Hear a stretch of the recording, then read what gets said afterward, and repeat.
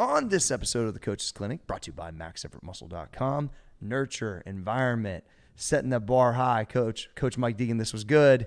Absolutely. You know, and like I always say, having these conversations forces you to reflect on the environments you're creating, how intentional we're being, and hopefully for the people listening, it'll help them start thinking about how they want to shape and build their environments. Yeah, absolutely. It was a great conversation. I learned a lot about, because I'm in the mud right now trying to nurture my programs to get to where I want them to be, and listening to you guys who operate at a high level gave me some good insights on how I can direct them to get them where I want. I think any coach that listens to this episode is not just going to take a lot away from it, but it's going to do the same thing that it did for me sitting here going through these conversations with you guys. It's going to cause you to really take a hard look at your program, the culture that you're building, or the culture that you think you've built. Yeah. And maybe it's not, what you think it is. Yeah, make you reflect, and it makes me think, like, maybe I need to be meaner. All right, let's go to the show.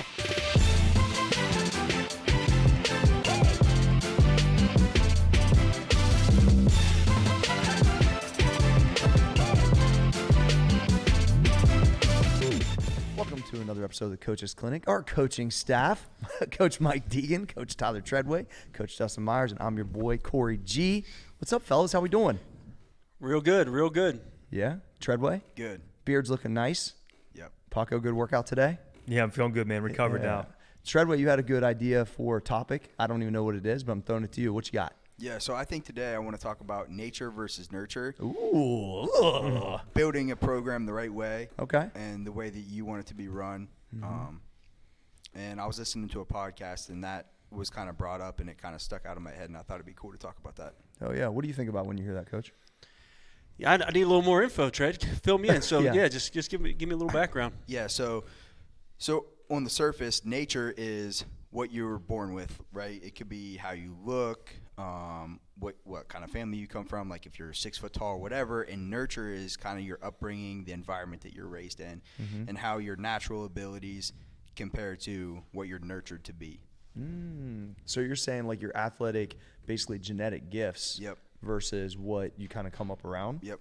That's interesting. I mean, I think when I think about that, it's like, well, especially in Dustin's, like with the wrestling guys, like you see the crazy nurture part of it, right? D with the Right. with the wrestling parents. And there's no doubt a guy like Lance Palmer, you get around him and he had like a squat rack in his front room growing up. So it's like a different level. So there's no doubt a guy like that was turned into an absolute beast because of the nurture, right? And it's something that we actually discuss every week on the Wrestling Strength podcast. It's one of the things I like to dive into because I'm always really interested, like, hey, were you born a savage or were you turned into a savage by your dad and by these coaches or whatever? And with most of these athletes, Is anyone born a savage? I think so. Sorry. No. So I think that the environment is the most important factor because I think you can be shaped in any direction. But I think not every kid is going to turn into Lance Palmer. Yeah. Not every kid is going to be Evander Holyfield or what or whatever, whoever you want to use as the example. So I think that unless you're born with certain tendencies, I mean, some kids are more aggressive, some kids are born more competitive, and some kids are born with better genetics. I mean, let's face it. Yeah. So I think no matter what environment I was raised in, I didn't have the genetics to be a pro athlete. Yeah. I can be a professional grinder. I can, Facts. work out and train as hard as anyone out there, but I don't think genetically I had the athletic ability to play in the NFL. So I don't care what system you put me in from the youth level or whatever, I would have never been a professional athlete. And that's just kind of the way it is. So, but no, I think it's a very interesting topic to delve into because there's, it's kind of like that. Can you take a square peg and put it in a round hole? Can you take any kid and mold them into what you want them to be? You have all these examples of, the Williams sisters, the dad from an early age said, I'm going to make them the best tennis players on earth. But you look at them, I mean, they're thoroughbreds. Yeah, they were facts. athletes, so, and maybe they were probably already very competitive girls to begin with. I don't know much about how they were as kids, but I don't think any dad can do that. And there's probably 1,000 times more, examples of failed examples of that than there are the Williams sisters or Lance Palmer or, Allen Iverson or whoever. Yeah. Interesting. So I guess when you get a kid that comes into the program, can you pick up on some of those things, Coach, you think? Without a doubt, I think you can tell. I think you're always reading a room, and you're trying to get an understanding of, what kind of hardship have they been through? What kind of failure have they been through? I think that's always something you're trying to read. But I will say it almost doesn't matter. We've had kids from extreme affluence who are really tough and grindy and grimy and will get after it. And we've had kids on the other end as well. So I don't know if just from a conversation you can tell exactly what's wired in there. But, I mean, for me, and I'd like to talk more about this at some point, but those environments, the learning environments that people come into, to me, will tell a lot about their growth and development. So I'll give you one quick example. It's always good. People want to know right away, like, can I come in and play right away? That's what people always ask us. Is that like a thing they ask? Yeah, always. And I understand that. But for me, I would be looking, if I was a parent, I would be looking at the people within that training environment, because I don't think you'll ever reach your ceiling unless you're around other elite performers in an elite environment. So if you go somewhere and you're the best player in the room right away or the toughest person in the room right away, I don't know if you can get as much out of you as if you were going into a place where there were some dogs already there that have started to shape the environment. Yeah, that's interesting. And that would – you would think a person would want to go there if they knew maybe it was a senior or something, like they could compete for it, but they might still have to be behind a person a year or 2 years. But a lot of kids probably go away from that, though. Yeah, that's what I just had this conversation recently. I said, look, if you come here, there's going to be opportunities, but what you also have is there's some really good people already in that room that you're going to learn and be able to develop with. You know, and it's just kind of like, you know, Dustin was saying with his training philosophy a couple weeks ago, where he wants to be in there entrenched with them. I think there's something about being entrenched with other high performers who can push you and get you to your limits. Yeah. Yeah, I always wonder, like, when I get new lifters that come in, and I like to see, I'm watching how they work up against competition, if they rise up or they kind of peter out versus it. I like to see just those little things that you can usually kind of grab what environment they come from. And sometimes they've never experienced some of these things, so they don't even know how they'll react to it. A lot of kids, like, their parents might not even talk about competition or sports or really even care. Maybe they're the first generation athlete that's even good. And like Dustin said, I knew pretty early I wasn't going to be a pro athlete too. And Brian Peters said something the other day that really stuck with me. He said, you know, you either have to be great at it or maybe really different. And I didn't even realize that's probably what I've been doing this entire time, that I knew I wasn't going to be Mr. Olympia probably, or a world record holder powerlifter. So I went towards being really different, which hopefully, even if I would have been great at it, I would have been really different too. But I think, like, when I think about those like environments, I want to make sure that my kids that train with me, or even these guys these men that I'm working with, is that these are all options of, like, when you're in this and everybody's growing and pushing, that you can go either direction. Like, you should try to be the best shortstop, but what happens if you're not the best shortstop? But could you do these other things that could make you stand out? And you got to be thinking about all these different strategies to get that playing time and to have staying power. That's why, but that comes from, like, I think the environment part of it, right? Or from the nurture part of who you're around. I don't know. It's an interesting concept. Absolutely. So the thing that kind of prompted this and it got my wheels turning was I was listening to a podcast with Jewel, the singer. There you go. And she was talking about being raised in Alaska, and she had a pet rabbit. And she kept the pet rabbit in with her chickens, right? Because you can't keep a rabbit outside in Alaska, so she put it in the chicken coop. Okay. And she said after a while, it started to kind of walk funny. It would kind of waddle like the chickens, and it would peck at its food instead of eating it. And then when the chickens laid eggs, the rabbit would lay on them. So by putting it in that environment, the rabbit then thought it was a chicken. And I'm like, super strange. But then I started thinking about that with, like, my soccer program, right? If I put this guy who's a phenomenal athlete and I put him around an environment that's not really pushing him to be as good as he can be, he's going to fall to the level of what we set the standard at. Like, if the standard is showing up late, not giving 100% effort, you're going to waste that talent, and you're going to take him from a star or a potential star to just an average player. But on the flip side, if you raise the standard and you set a high standard and you give them all the tools they can, and everybody, you give them everything they need to be elite, they're not all going to reach that superstar status, but they're going to raise the floor of where they could be. Yeah, I like to have the base level standard be X. Right. So, like, if we talk about our group in the morning, it's like the things a year and a half ago that were strong ain't strong anymore. Actually, most people can't even walk in at this point and even deal with it. So it's like, it used to be a big deal when you pulled 405 plus 200 pounds of bands. Now it's a big deal if you pull 500 pounds, but because there's like 8 guys that did it. So it's like, how do you keep, like in your guys' how do you guys keep pushing that the standard is, you know, higher, but that's like, that used to be your top end. Now it's your low end. Do you have a kind of a way that you structure that, Mike, with your guys? Not exactly, but I'm just listening as you guys are talking, and now I'm starting to try to relate to like a college program. Yeah. So when we were at Marietta and things were clicking at a really high level, you know, we won a couple of national championships, all the things we talked about in the past. Then we had no concerns about bringing someone in who had maybe a little bit of a questionable character or had some red flags because of what you just said. We knew the room, the environment was so strong that if you brought somebody in to a room full of alphas and people who are doing the right things, they were much more likely to get on board and start growing with the process. Now, on the flip side, But what was the sauce to that?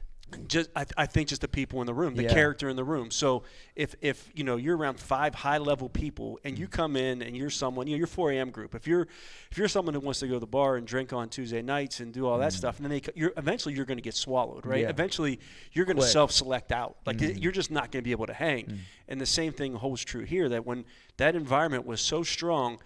And I think of like the New England Patriots when they take chances on guys like Randy Moss. Yeah. Right? Like they knew that room was so full of alphas like Tom Brady and all the other people that were involved there that you could take a shot on somebody who has a little bit They of do that all the time because he knows that. Yeah, and sometimes it doesn't work out. Like Antonio Brown would be an example where it just didn't click there and had to move on. But I think when you have a really strong environment, people are much more likely to either go with if it's positive, they'll go with it. If it's negative, and my last little bit about that in recruiting, I always say every average program talks about how great their recruits are, but if you're putting them into a situation where it's not a positive situation, you'll see those really great recruits regress to the median, to the average. So, I just can't think of a way to say how important it is to get that environment and culture right. Well, I wonder also if you think about how you break it down, it's like, I'm trying to think, like, how many people did it take for us to set that standard? Then, you know, as you plug people in, they are going to filter out or raise up. So you can kind of see it relatively fast. I'm trying to think. So I think maybe when we had 5 or 6 elite guys, meaning they hit certain numbers in their weight classes, there was an expectation, whether it's squat, bench, or deadlift, that was like kind of a standard across like the main group. Then you saw people that come in, either put in the work to get and sniff it, or they just, you know, the other direction. So it's probably the same with any room, that once there's 4, 5, 6, 7 guys, that's just what it is. That's interesting. I know that's what happened to us, but I never really thought as it was happening, and then all of a sudden it was bang. This is just what time it was. Well, I think it starts with the leader, right? So you were always the constant. And you have that saying where you say, you might not show up today, but I'm going to still be here. Yeah. Getting better every day. And I think that kind of sets the standard, and then guys can take it from there, right? We have guys like Zach Matheny who are pushing the limit on deadlift, right? And then guys kind of aim for that. But then that competition drives Zach to be better. And then it drives the guys around him to be better. And then you just slowly see the floor raising. So when you bring in guys that can compete in squat, bench, deadlift, whatever the lift is, you don't have to have everybody in the room be the best squatter. But if you have 4 guys that are competing against each other, that competitive nature comes out, and they're like, I don't want you to beat me, so I'm going to have to get better. I think there might be a magic number to reverse engineer this, though, which is what I'm trying to get at, because, you know, that 4 to 5 out of group, it's like a percentage game. I think you don't need 70% of the room that be that way, but 30% might bring the other. So that's why this is kind of interesting. I'm like dissecting it in my mind. What do you think, D? Well, I think the kind of common theme from all these different environments, you know, the college baseball world, the high school soccer world, the elite powerlifting world, you know, my world, you know, the wrestling strength training world, all of it is that you have to set the standards high, and you have to kind of hold that up on a pedestal, because if you set the standards low or like kind of at a minimum, then people are going to gravitate towards that. And I think, you know, like in my world, you know, I'm dealing with high school athletes a lot of the time, but I still remind them of the standards that we had at OSU, even though most of them are never going to achieve that because maybe they're not as gifted of an athlete, or the ones that do achieve it, they're not going to achieve, you know, kind of those, you know, Kyle Snyder or Logan Stieber numbers until they're in college or whatever. I'll give you an example from last week. We did a mile test. You know, it's one of the preseason tests that we do with my high school kids. And I told them, the guys said, hey, at Ohio State, kind of standard is all the athletes should be able to run under a 6-minute mile. Now I know that's not that fast for track athletes or whatever, but for college, if you're a college wrestler at a D1 school, you should be able to run a sub 6. And, so for my high school kids, I told them, I said, I want every one of you guys to run a sub 6 mile, even though I know most of them are not going to be able to. So I had a few guys get under 6, and I had a couple guys, just get right under 7. I had some other guys who were maybe 7:30 or whatever. And there was one kid in particular, Harrison Ratliff, he got like a 6:50 or whatever.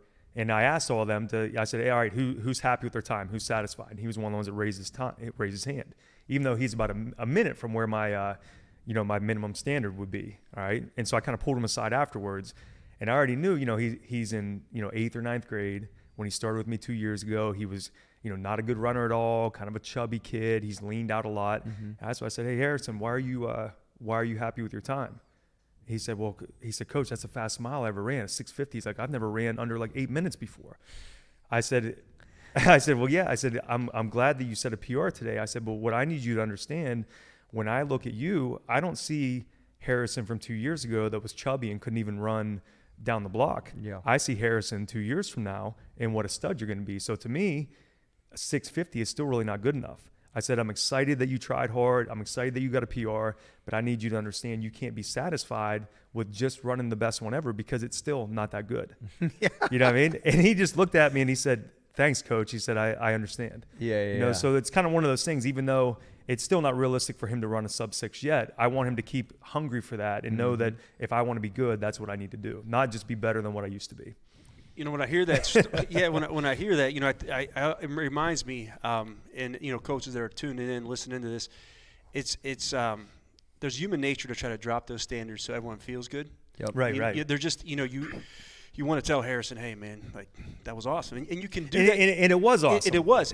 And you can do that and also shape it and say, but here's a standard. Like I can't move this needle a ton. If you're going to wrestle at the level you're capable of, the athletes there run a sub 6 mile. So awesome work, but keep this thing going. But as a coach, to hold that line and to keep the standard, as Mike Tomlin will say, the standard. I mean, to do that is really hard because at times you get tired of being the negative person who's always pushing and driving, and people roll their eyes.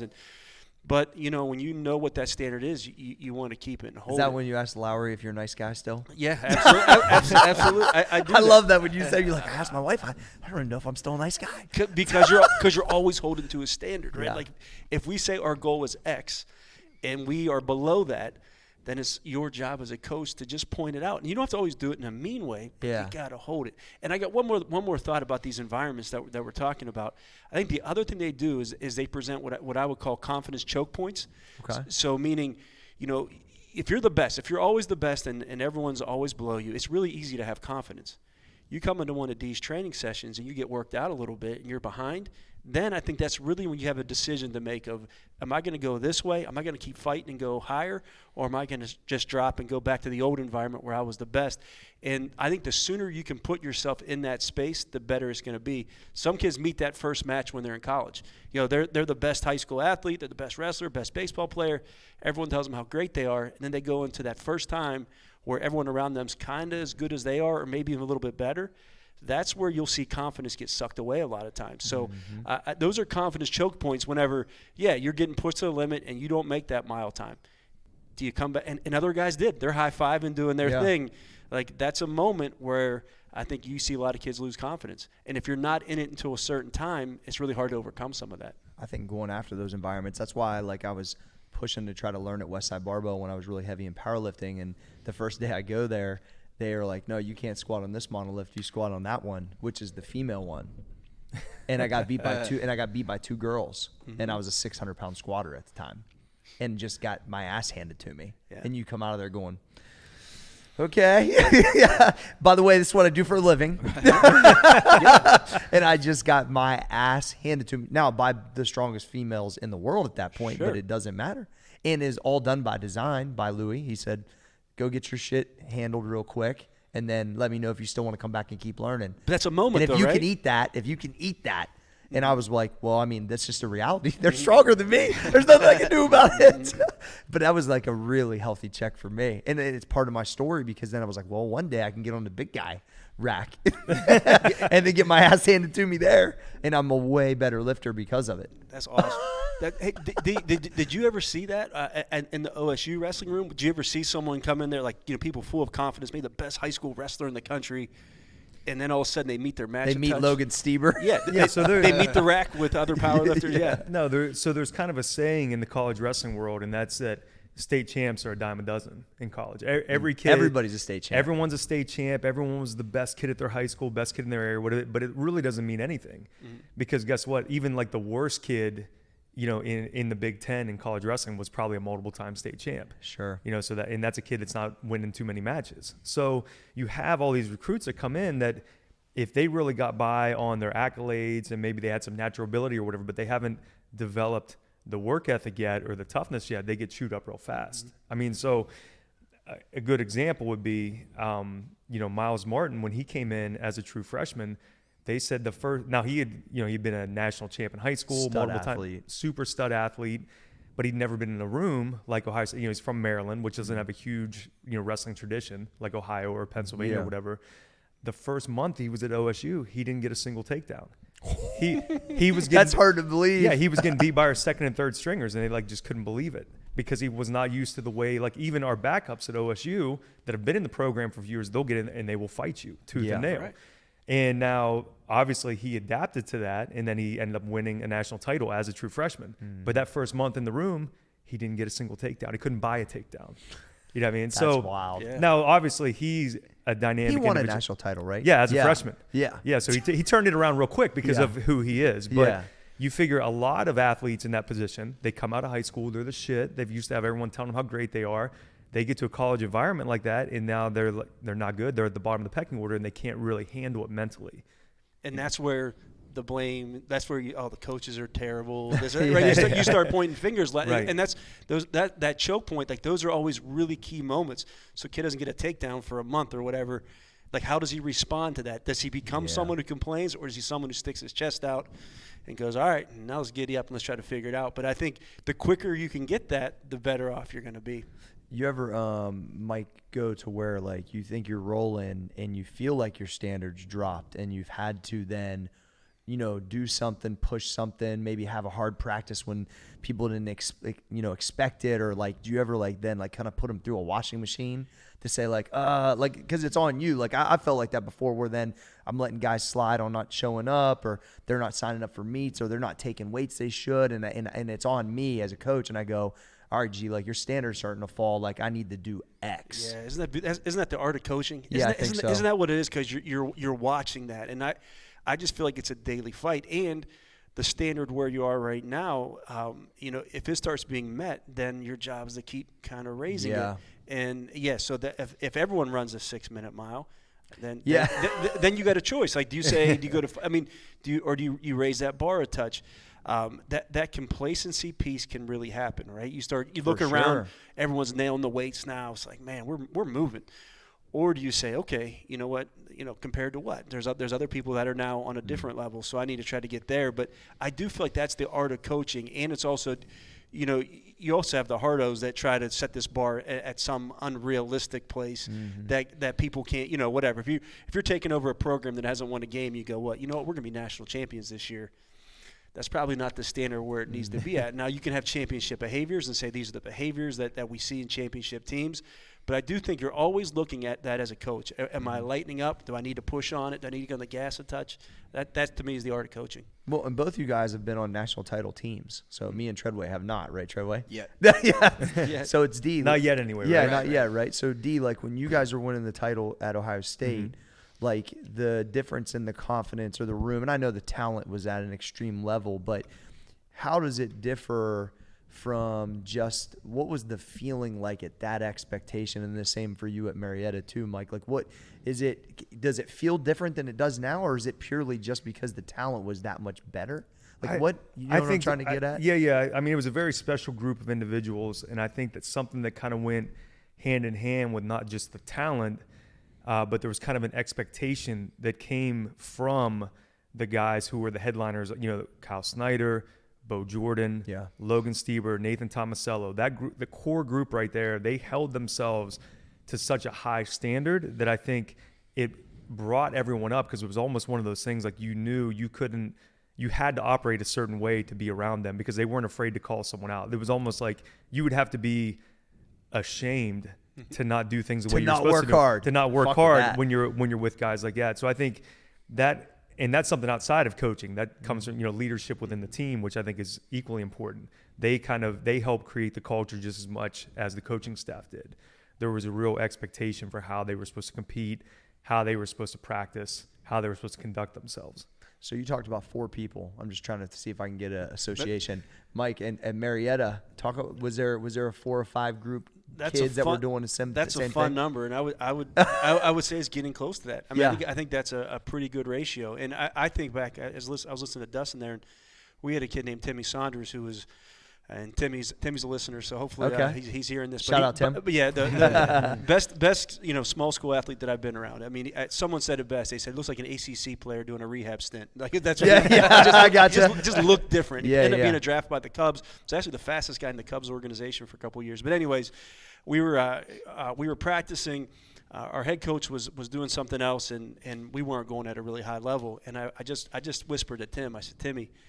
I said, if I can't get you to practice hard, we don't have a shot today. And Tim was a really quiet guy.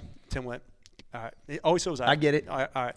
And next thing I know, Timmy's flying around, diving for balls. I mean, he's just such a dynamic athlete. But anyways, then the whole bar starts getting raised. So, yes, at Marietta, it's the same deal. Like if that's why I said when I was the recruiting coordinator there with those guys in the room, come on, anybody who had a lot of talent, come on in, because they were either going to get on board with these animals or they were just going to get washed out of there. So I would agree 4 or 5. How many weight classes, D, in wrestling? 10, but you got 35 to 40 kids on the roster. Okay, so but 10 starters per se, yeah, though. 10 starters, and then 9 guys on the field. 9 guys, same deal though. 35 to 40 man roster, in that neighborhood. And I would argue that we probably in our group in the morning treadway is probably 5 elite guys that can make elite numbers right now. Yeah. So it's similar. Let's talk about your soccer game too. Yeah, absolutely. So I want to take a little bit of a different perspective. Like you get to recruit, and you obviously are dealing with the best in the world, but where I'm at, we're a Division I soccer program, but we're kind of like on the outskirts of town. We're not getting the best athletes. It's a lot of farm kids, and we have to raise the level of those guys that like most places wouldn't have a shot at making the team, right? So we have like 2 or 3 guys who I would consider elite, right? And those guys, the problem with not having a lot of elite talent around them is they can kind of drop their level. Just as easily as they can raise the level of the whole team, if they drop their level, it drops the floor of our entire program. So as a coach, it's important to create that culture of everybody brings the standard up. So that way our elite players can continue to raise the ceiling, right? You're only as good as your best player. So if our best players are performing at their highest ceiling, then the whole team's going to perform well. So this is where I would go with this. You're not going to like this answer, but I think this is something to think about. And it's where the conversation has kind of moved all to the players. I think the best way to increase performance is for the coaching staff to get better. Absolutely. That's like where I would obsess. If I were you right now, I wouldn't think about the people that were, just in our program or these 2 or 3 elite people. I would go, okay, as a coaching staff, how can we become elite? How can we bring it every single day, whether that's us trying to model things or whatever. But I just see a lot of coaches, and I'm not saying you're doing this, but I see a lot of coaches pointing out there, right? It's the kids' fault. And in our program, I'll go to like the kids are the last people we blame. Like they're the last. I mean, the very, very last. When we lose, it's like, let's check this box, this box, this box, this box. Then it's like, all right, what are the guys doing wrong? But I think you have to look internal first before you ever blame kids. Not that you were, but my advice would be, how can the coaching staff get better and create that better environment that's going to allow people to raise up? Sure. So culture starts from the top. Right, so that's like the biggest conversation I'm having with our head coach right now is how can we create the standard of this is what our program is going to be, right? And it doesn't matter what kids come in. There's there's a new standard, right? This is the culture of our program. You know, we'll get the couple elite guys every now and then, and those can continue to raise the ceiling, but we have to raise the base level, and that's by us being good coaches, right? So one of the things that we started doing was we created this newsletter, right? And it spells out technical things, tactical things, and then it has like a training, nutrition, and then it has a leadership focus. And I want to make every kid on that team the best version of themselves. And I thought about how we can do that, and I said, well, they can be stronger, they can be better leaders, and they can take care of their bodies, right? And then if we can do that and just make them the best version of themselves, that's going to raise the floor of the program, and that's going to kind of promote that culture that we want, where we treat every kid as their elite, right? The elite player is not getting a different workout from the worst player on the roster, right? So just like when we come in the gym, Zach's not getting a different workout than I'm getting because I'm not as good as Zach, Yeah. right? So you create the standard. You give the blueprint. This is how you become elite, right? It doesn't matter if you're the best weightlifter here or the worst one. But what happens is we start to get these guys in here, and I'm not going to mention any names, like some weak guys in here, right? But now they're really strong. And they've just brought up the floor because you provided the blueprint. I believe, and I heard Louis talk about this a long time, a lot of the stuff we do is based on the Soviet or Bulgarian systems without the drugs, right? And so I heard Louis talk about one time that the lifters that were at Westside, he built them. They weren't handpicked like Eshemende, like in the Cuban system. Oh, he can jump high, run fast at 7 years old. He goes to wrestling camp for it's not. But that Soviet and Bulgarians did that. This kid can run fast and jump high. He's an Olympic weightlifter. He's gymnastics for 2 years. Then let's see, it's not that way. So then these guys that were at these elite levels, they were like basically bred for that. I thought by our system that was created that really most everybody that will show up and be consistent could be elite one day. Now, it might take them a decade, but the system could make them elite. Now, that might not be the same as going to beat Logan Stieber or guys being like world record holders or, getting drafted. But I think that the system could bring the elite level out of, and that's kind of my MO, right? Every ounce, if they're willing to put it in, we can get them to that spot. What that spot is then might determine some on these other factors I can't deal with. So it's like as a coach, I'm always pushing myself, like how can I learn and test things personally, which I've broke some things along the way, figuring that out. So a 25-year-old Will Green can come in and maybe go be one of the top 10 guys in the country at what he does, or a Matheny or a Galbraith or some of these studs we got right now. And I look at that and I think that, and I believe it because we keep seeing it happen. So the standard of that's where we're pushing towards when guys come into the system. Maybe a couple years ago it wasn't that way. Now it's like, this is the expectation. And I think like it's just evolved, but I keep coming back to, you got to find 5 killers that are willing to do it. And I think that's what makes the room different. And maybe, like you said, you're just kind of giving people, but the system of that development can find you 4 or 5 killers. But the biggest thing that you provide is not the top guys, because we have 15, 20 guys on any given day, and 5 of those guys are elite. So it's up to the 10 or 15 other guys that are not elite to bring up the standard, right? So I'm afraid when I come in, I'm like, is this guy who a year ago I thought was one of the weakest guys I've ever seen, is he going to beat me on squat today? And he might. And he might. And then that raises the level of the floor, and then the whole system comes up. And that's just because you've set the blueprint of this is the standard. We show up at this time. This is what we do. This is the workout that we do. And then it's that environment that you create, and it brings the floor up, and then our whole group rises because of it. I try to push on guys, too, a little bit. Like when Will was taking a big deadlift today, Matheny's out of town traveling. I'm like, I'd pull this, and I'd send it right to Matheny. Like I try to, in a healthy way. I try to push the competition, and I don't know, D, I've seen you do that with your kids too. Like whenever they're here after school, right? You push and probably prod at them a little bit on different numbers, don't you? You got to have them competing with each other a little bit. Yeah. I mean, that's just kind of the nature of it, right? That's how you and I got strong back in the day, right? Whoever went first lost. Yeah, right. Automatic. Doesn't matter what exercise we were doing. No, so you definitely got to poke at him a little bit. And just to kind of circle back, just because this has been something that's been playing in my head, hearing you talk about your guys, hearing you talk about your team, and me kind of comparing it to my experience at Ohio State. And maybe it's even kind of more similar, what you guys got going on is more similar to what I got with my high school kids. I feel like the wider the spread that you have as far as like natural ability, natural athleticism, when you're not just dealing with the top of the top, when you're not just dealing with kids that have been recruited to play college baseball, when you have a big spread like that, I think there's the opportunity for the culture that you put in place to have the biggest impact across the board. You're going to take kids that may never be college soccer players, but you're going to turn them, maybe from being a 15-year-old kind of like slapdicks, for lack of a better word, into like outstanding young men that are going to go on to become, have a great career in whatever they do. Solid ass soccer players. Yeah, exactly. Yeah. So kind of same thing with you. I mean, you're turning some of these kids, from average weightlifters into entrepreneurs, and elite lifters and whatever. So, it's kind of the same thing with my high school kids. They're not all going to wrestle for Ohio State. That's just the reality of it. But my goal is for them to all learn how to work hard, for them to be respectful, to learn how to compete, in a healthy way, and to be, great young men. So I think, when you look at it's easy to focus on like, what I can't even think of his name, the guy who coached at the Patriots. Belichick. Yeah, it's easy to look like a Belichick or someone like that and talk about the systems that they have and the culture they build or whatever, but they're dealing with, almost finished products. Yeah, true. At Ohio State, I was dealing with kids that were closer to a finished product. At Watkins Soccer, you're given a lot of clay that you get to mold. And you get a couple elite athletes here and there, but you have such a wide spread that you might got some kids that don't even like soccer. They're just doing it for something to do with their buddies. Right. You know what I mean? So you really have a great opportunity to shape them with the culture you put in place. Right. Which one do you like better, D?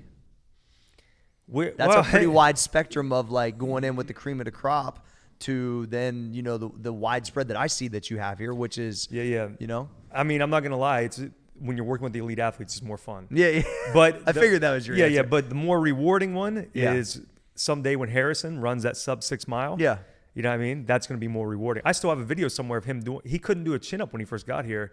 And the first time he did a rope climb, I took a video of it and posted it. Because just like the look on his face. Isn't that why we all coach in the first place? For sure. I think just another thing on culture, we're talking about the elite athlete and building around them. But I think when things really get special, or here's not special, here's when you have a decision to make. When that elite athlete is in your culture and they don't work hard and they don't grind. So the person that's just naturally gifted, that's maybe the biggest moment for a coach is how you handle that. And I will. How do you handle that, Mike? We've had some tough conversations. I think certain people don't belong on the bus, and probably the most powerful thing you can do for your culture. And this is something that you're not looking. I don't think anyone is trying to seek this out, but making the decision to remove someone who's a really high performer because they aren't holding up to the standards and the behaviors of the work ethic, that's one of the most powerful things you can do because it puts everybody on notice that, if that person doesn't belong, if he's willing to get rid of that person, then he's willing to do that to me or anybody else. So those are the big time decisions that you'll make. And I think anyone listening to this knows what we're talking about, that you have a great performer, but they don't hold up their end of the bargain when it comes to culture and doing things the right way. So that's your moment as a coach where I think you really make your money, is how you handle that situation. And I'm sure obviously you've went through this. How did the rest of the team kind of respond to that? I always say as a coach, it gives you about 3 or 4 years of better behavior. Oh, okay. Because it gives you on a positive note, because everyone knows now that you're willing to do that, because look, your culture is just some of your behaviors. So if I'm looking the other way at something, right? Yeah. If there's somebody that's blatantly your best performer is supposed to be there 10 minutes early and they come in right on time and you don't say anything about it, that's a billboard saying it's okay to come in whenever you want to come in. Yeah. But once you pull the plug or make that decision on someone like that, then everybody's going to start getting there 15 minutes early. You know what I mean? So in a college cycle, anyone who sees that example, and I hate to use that word, that makes it sound like you're looking to do that as an example. And look, it's the last straw. Like when you make that call, you've done just about everything else in your toolbox to get that person on board. But I will say, that to me is the mark of a great leader. Is, are they willing to remove someone who doesn't hold up their end of the bargain in the culture? So I fight that a little bit, and I'll tell you why. Not as much in business. I think I'll get rid of somebody way faster if they ain't hold. It's the same kind of team culture, right? But if our group is, I'm not paying nobody and no one's going to school for it. Sure. Right now, there's professionals within the business that's even better for them, so they can get a little more exposure. But most of the guys don't do this for a living. So I'm trying to keep guys motivated that aren't motivated by a dollar or a college or some type of thing they got recruited or high school or whatever it is. And so that sometimes is, I double back and think like, am I expecting too much because of what this is? Sure. And this is what I do for a living. But the reality is there's a standard I want to keep. And if we want to build something great, and I always tell these guys, like, this is absolutely going to be one of the more fun times that you look back on. We're fucking jacked. We're strong. A lot of us is out here getting money, enjoying it. We're disciplined at a high level. This is our golden era. If you can't want to get up for that, and by the way, we're capturing it every day. You're going to look back on this when you did these lifts and these pictures. Like, we're getting what I remember I hear Arnold talked about. Like, I look at it like that. So I try to paint that picture like, this is something great. You want to be able to look back and say you was really a part of it and really gave your all. So it's like I have to motivate, because at the end of the day, I got to set the standard, but it's also what I do for a living. So it's a little different. I'm corralling all walks of life. Yeah. It's at a really hard, disciplined time. So it poses some of its own issues. And my wife always asks me, like, I don't know, like, maybe you're just being too difficult, G. I go, well, but what's happening is the bar keeps getting raised. So, I mean, I don't know. You can go back and forth, but I think about that sometimes. No doubt. So, like, is it okay if this guy just comes twice and not 5 days? To me, it feels weird. Yeah. I don't know. To me, it's a conversation at least. Yeah. Right? Like, it's definitely a conversation. Yeah. Yeah. So I don't know. I think that's like a factor that I run across quite a bit in my own head of, like, I know I'm nuts. That's how I got here. And that's also, once again, crazy people give you crazy results and average people give you mediocre results. And I ain't really signing up for mediocre. I ain't never signed up for mediocre in my life ever. And I don't want to start now. So your goal is to attract people who have that same mindset, right? Yes. Like that's what, and so you're vetting almost everyone. I mean, I've heard you. I mean, to get a membership to your gym, I've heard you guys talk about this. I mean, people, we don't sell them. Yeah, you don't. We tell you if you're able to buy one. But why? but why do you do that? Yeah. I mean, why? I mean, is it for that reason? Like, you just don't want the floor to get dropped? Is that fair? 1,000%. I don't know. I think it's the best thing we ever did. Oh, 100%. No doubt. Well, D, talk about that. Like that's a great example, because our facility has a standard.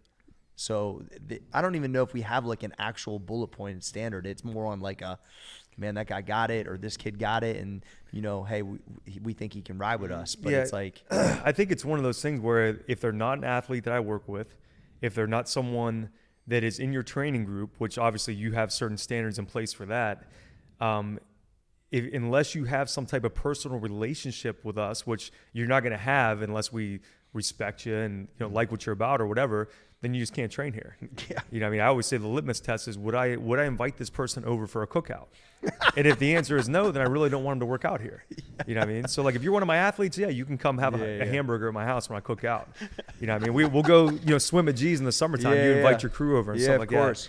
And if it's outside of that, if you're just someone that, like, we don't need your membership fees. That's just, it's just not what we're set up for. Probably my favorite conversations, like out in public.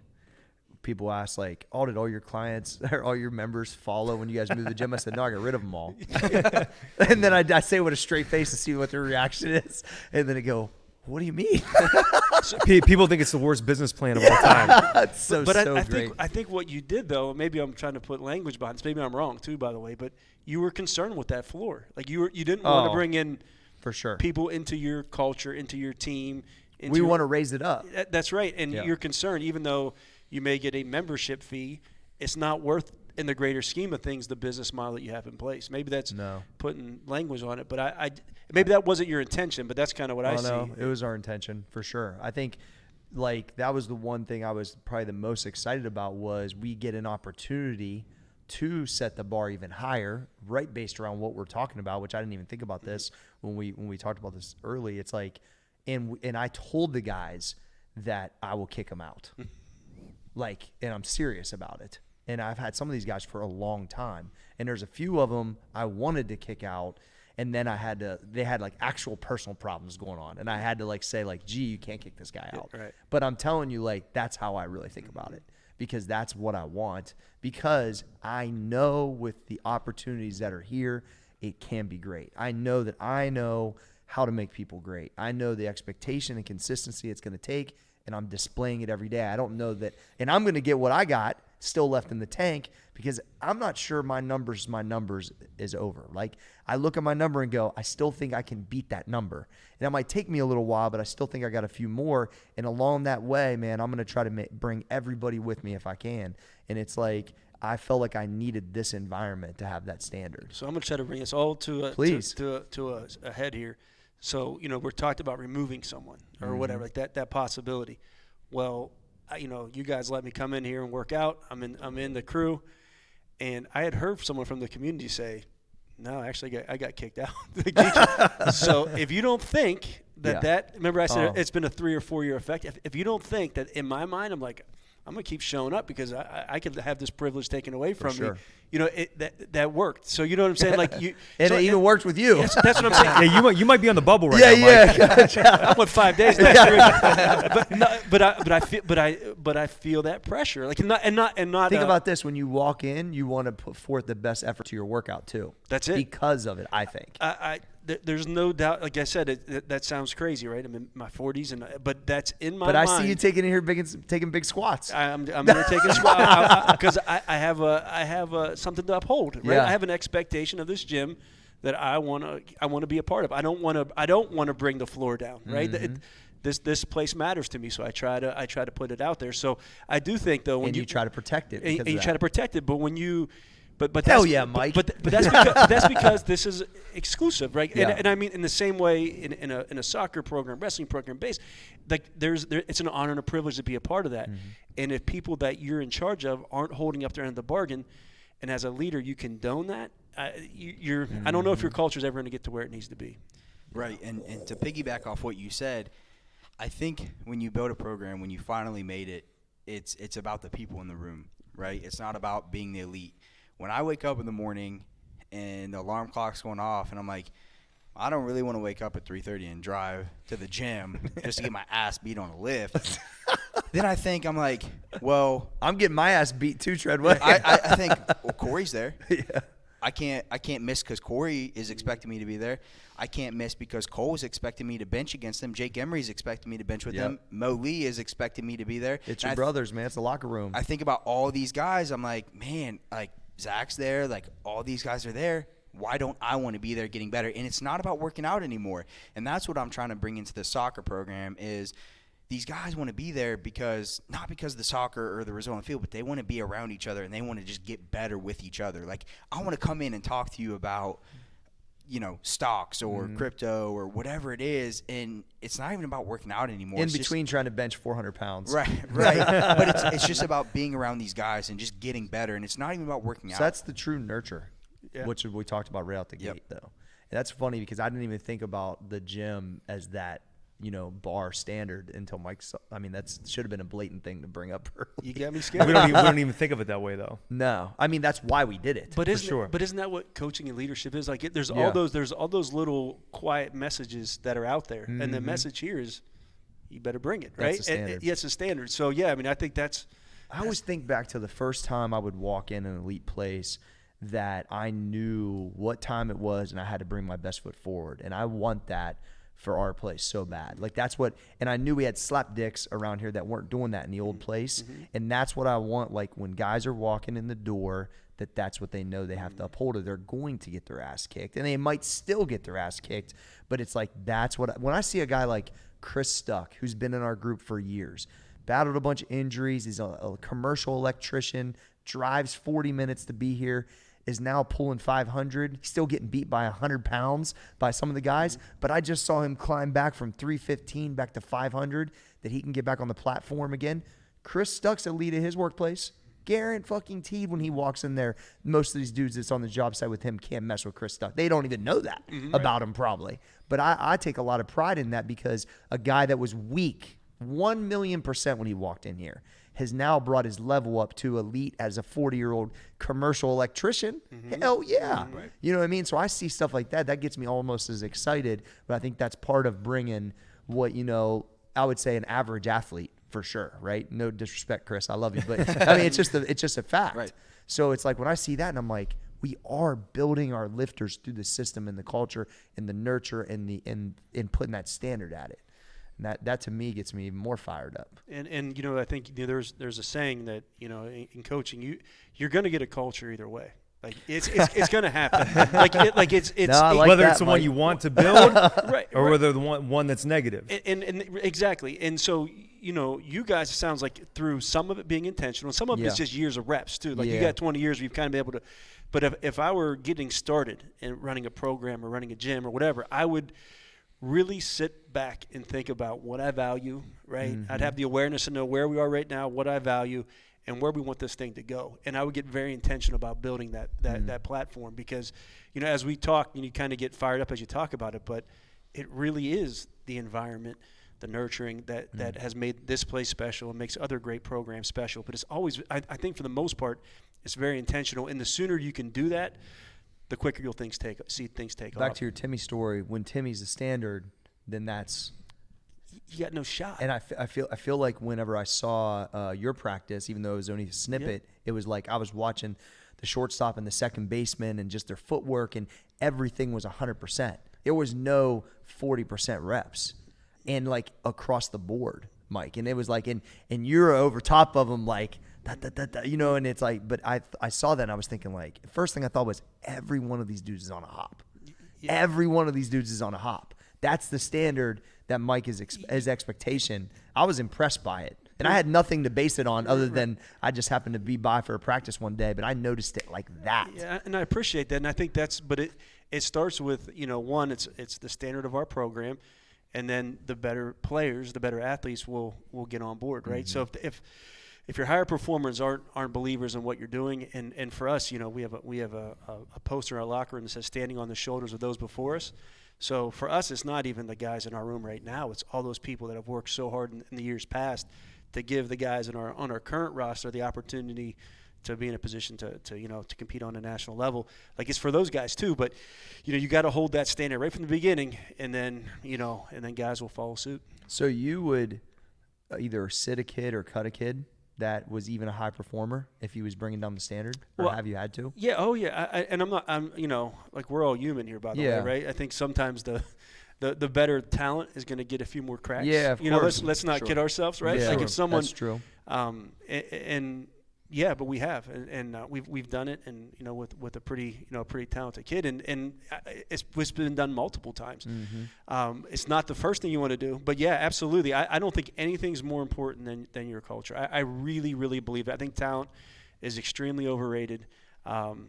Obviously, like I said, there's the elite of the elite that are going to get more chances, but if you bend to every high talented person, I don't think your organization is ever going to get to where it needs to be. You're coaching youth wrestling, Mm-hmm. so how is how's the room? Like, how are you going to set the tone for the room?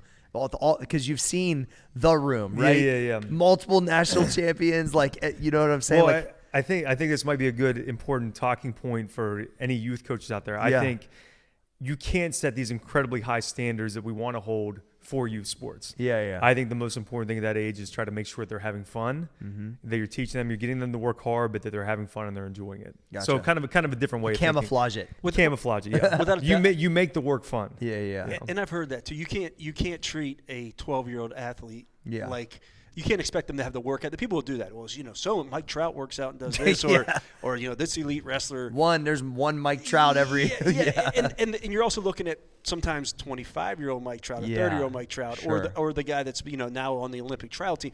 So, you know, you got to meet them where they are when they're 12, make it fun, and that's right. That's the danger zone. Well, I think probably the big takeaway for any coach, whether it's a youth coach, whether it's a NCAA coach, whatever, when you're listening to this, the big takeaway for you is to set your standards high and to emphasize and reward their individual effort. Yeah. So regardless of their talent, regardless of the X's and O's, regardless of what scheme you're running, whatever it is, you know, set the standards high. You know, obviously make sure they're having fun, but emphasize and reward consistent effort.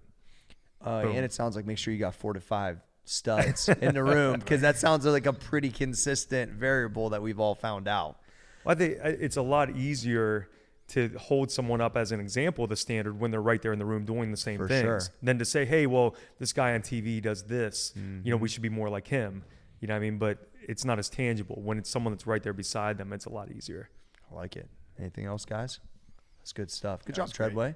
Thanks. No, I think I love topics like this because they can go so many different, variations of like that topic. So I think that, and if I'm a new coach listening, I'm thinking, man, I want my environment to be right out the gate. Because there's going to be a lot of young coaches that are trying to shift things.